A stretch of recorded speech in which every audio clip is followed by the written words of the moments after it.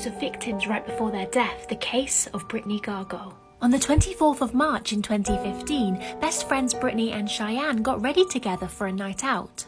They then took a selfie together and posted it on Facebook before leaving the house for the evening. However, this would later come to be the last ever photo taken of Brittney.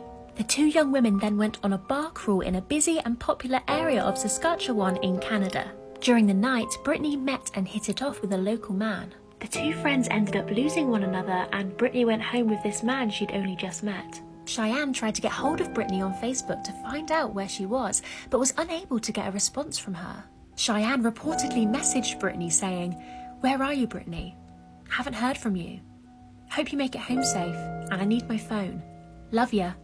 It wasn't until the following morning that Brittney would be located. In the early hours of the 25th of March, a man driving alongside a landfill site discovered the body of a young woman on the side of the road.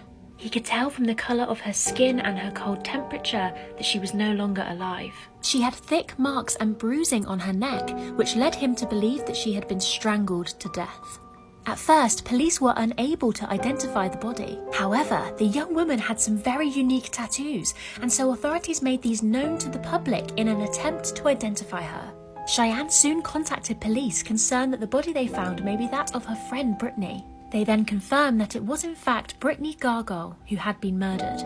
Cheyenne then gave a detailed recollection of everywhere her and Brittney had been that evening. To try and discover who Brittney had left with that night, police checked all CCTV footage of the bars that Cheyenne and Brittney had visited. But when they watched the footage, they could not believe what they saw, or in fact, what they actually didn't see.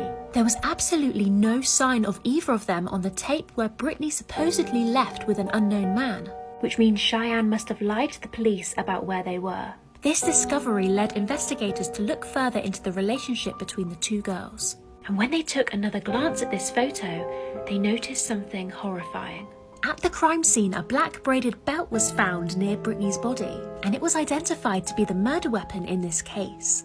This same belt was worn by Cheyenne on the night that Brittney was murdered. This was then confirmed by a witness who told police that Cheyenne had confessed to them about murdering Brittney. In actual fact, the two friends ended up in a heated argument that night. Cheyenne then hit and strangled her best friend to death.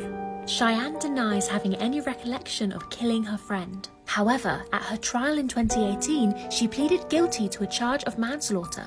She's now serving a 7-year prison sentence. What do you think about this case? Follow for more true crime.